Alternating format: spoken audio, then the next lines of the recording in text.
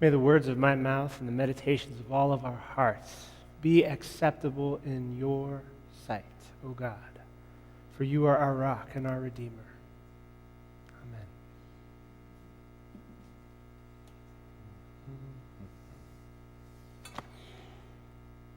The more I hear this story, the more it feels to me like a love story gone awry. A love gone awry. Did you hear it? There's attachment. There's betrayal. There's fury. There's yearning. There's forgiveness.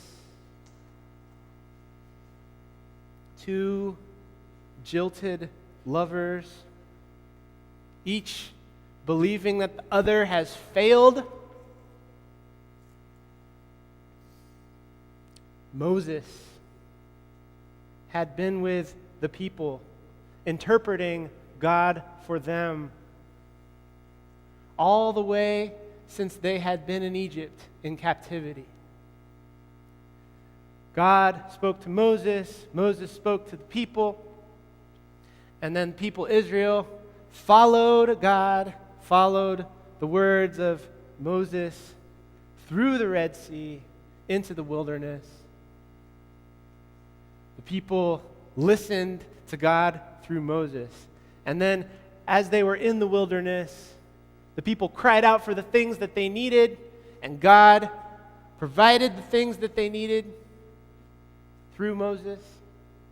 And then, while they were in the wilderness, they started to draw together the guidelines of their covenant. Moses went up into the hill, came down with rules, the tablets, the stone commandments that would undergird the relationship. I will be your God, you will be my people. You're going to do these things. Have no other gods before me. Don't make any idols. Observe the Sabbath. Don't kill people. Don't covet people or things. Rules. And the people agreed to it. People agreed to these rules. But in this story today, we start 40 days into some silence from God and silence from Moses. Moses has gone up the mountain to be with God, to talk to God, to hear some new rules for the people. He's gone. And the people aren't hearing from him all of a sudden, and they're not hearing from God. The text says he was gone for 40 days and 40 nights. It's kind of a way that the biblical authors would say a really, really long time, like way too long. We were gone for 40 days and 40 nights. There's this, we were in covenant. You were supposed to be our God. You're supposed to be providing for us. And there is now this sense that you're gone, that there's distance. Our needs are not being met down here while you're off somewhere else. The people in this distance become scared. They become alone. And it's out of that fear and that isolation from their God that they turn to Aaron, brother of Moses, kind of a number 2 in command. You're one of those leaders too. Help us out here. And they ask him to fashion a God for them, one that is real and tangible. And so he does. He takes the gold, all the wealth from all of the people, he fashions it into a calf, and Moses and God, meanwhile, sit up the mountain. So the people are jilted. They're away from God.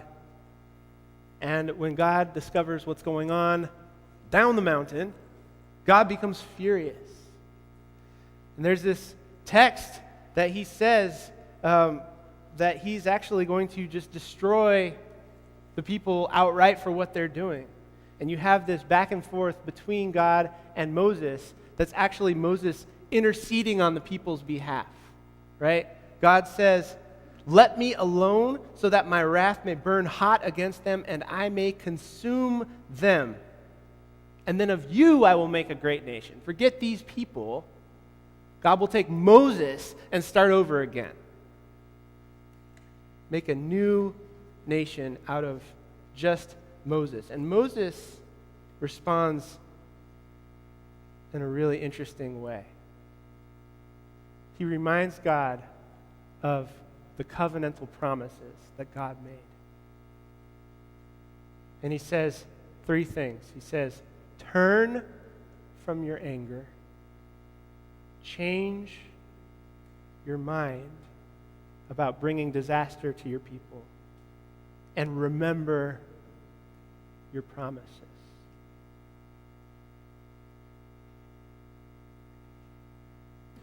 And God relents. Actually, the word in the Hebrew is God repents. God repents of the evil he would have done.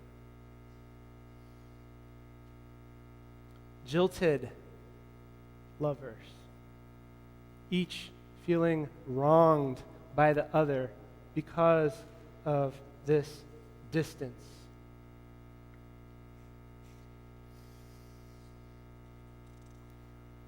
So 40 days and 40 nights, that's almost as long as Emily Joy has been gone.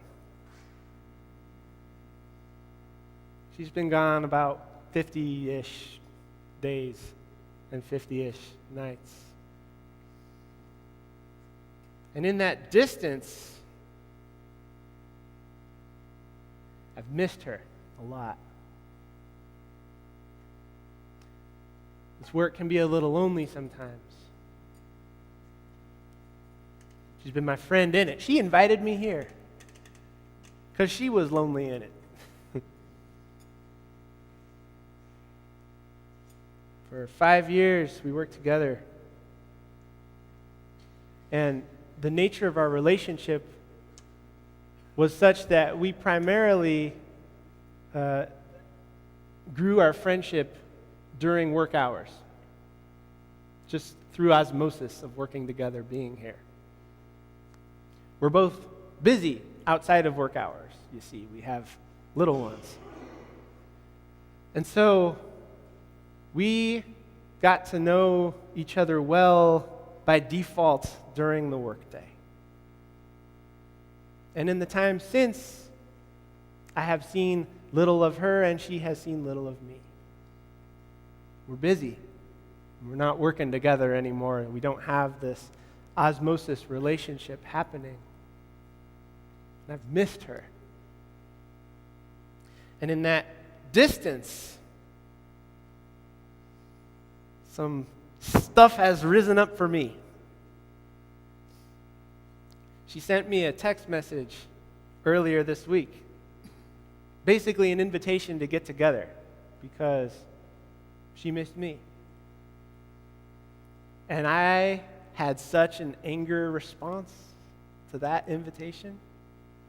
I felt somehow blamed by her in this. My response was like, I've left you?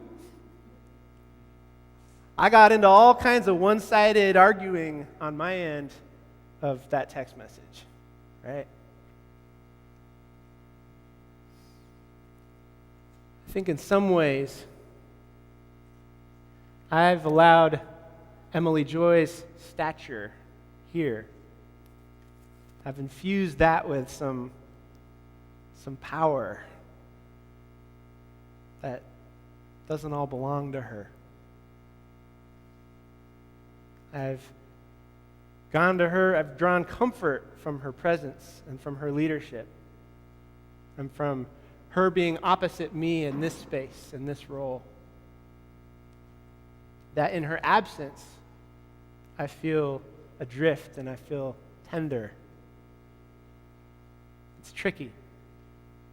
And in the distance of my ongoing, what was once an ongoing relationship with her, in the distance now, in the gap there, I've been able to fill up that distance and space with story about her living her dream life away from me, away from the hard stuff of leadership here, right?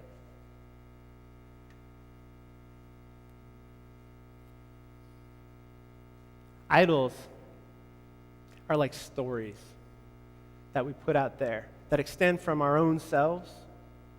They're telling a story that we have in response to a distance between us and another.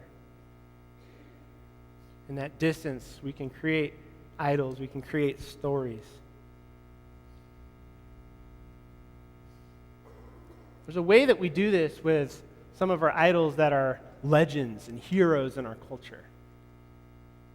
Martin Luther King is such a legend, icon, hero in our culture that even people who are opposed to affirmative action will quote him as if he stands for the principles of there should not be any assistance based on race. He has achieved this icon status that's so legendary that he doesn't seem to mean much real down here anymore. And that's the danger of icon and legendizing people, is that we take what they were about and we create a distance between us and them. And in that distance, we absolve ourselves from having to do our own greatness. We create a distance when we idolize. That space between us and what we're called to do allows us to fill it with some absolving nonsense.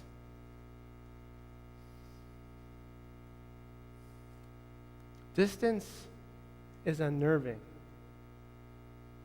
When there's a gap between how things are supposed to be and where we are, we can fill it with all kinds of unhelpful things.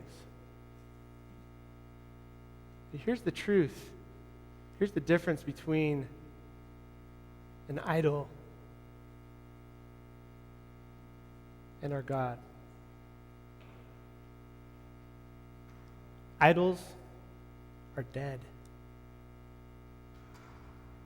They are a dead extension of our own selves. They're static. They're not in relationship. They are not a relationship with someone beyond our own thinking. But they're a projection of our own insecurities. We make them.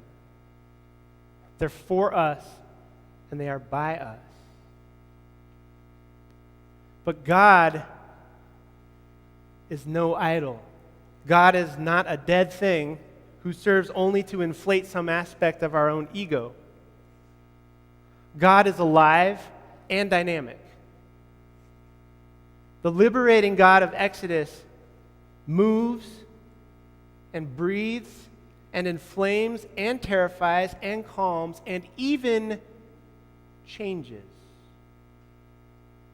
This God turns away from their anger, changes their mind, and remembers the promises God made to their people Israel.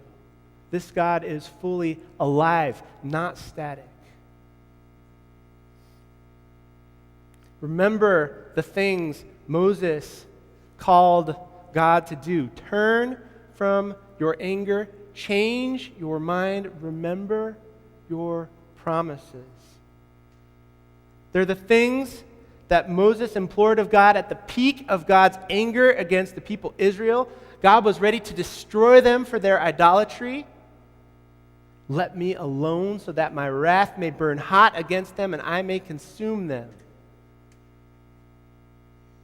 But Moses implored God to turn and to change and to remember. And the scripture says, and God changed his mind.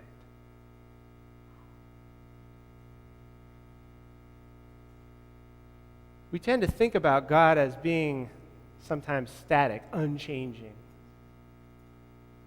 God never changes. You've heard that a lot, right? Might even say that. Don't worry, God doesn't change.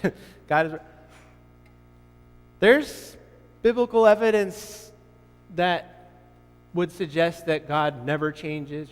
The steadfast love of the Lord never faileth. There's parts that we lean on that say there is a certain one staticness that we can rely on for God. And verse 14 of Exodus 32 says, "And the Lord changed his mind." God is alive. God is no idol. God is not just a projection and inflation of our own insecurities. God is alive.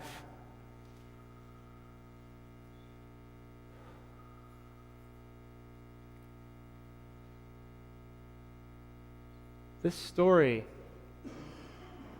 is a mess in a lot of ways. Because what happens when Moses comes back down the mountain, even after God changed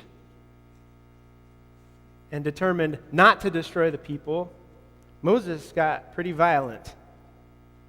Moses took the calf and ground it up and threw it in the water supply, and then took sword and called up anyone who would stand with the Lord, come with me. And then this army of makeshift angry people went and slaughtered 3,000 of their brothers, according to the text. All right? So there is not like an easy resolution here that I can just say, well, here, go and be like this. Go and be like Moses. Moses reminded God to turn from anger, to change God's mind, and to remember God's own promises. And then by the time Moses had gotten all the way back down to the mountain, it's almost like he took up the idol of his own self-righteousness and anger. He did not turn his anger. He did not change his mind. He did not remember his own covenant with his people. He became the violent implementer of violence that even God had already determined to turn away from. I think that for us today, there are many ways that we are stuck in some things, stuck in some anger, or stuck in some sadness, or stuck in some despair, or stuck in some not knowing. And in that stuckness, it's hard to change your mind. It's hard to change perspective or to repent and to grow.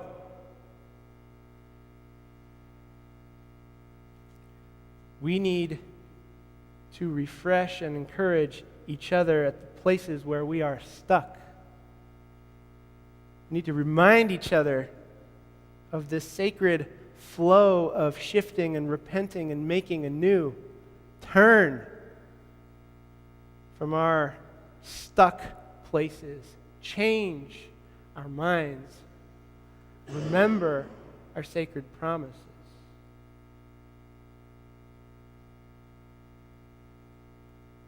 When we get stuck, there's a static deadness to that. But God doesn't meet us in static deadness. God is dynamic. God is loving. God is moving. But most of all, God is alive. God is no idol. God is alive. And so let us, in the places where we find ourselves alone, in the places where we find ourselves afraid, let us get together not to make some kind of idol out of our fear and our loneliness, but to encourage one another to get unstuck, to turn from that which is holding us captive, to change our mind and our approach, and to remember the sacred promises that God has made to us to be with us until the end of days,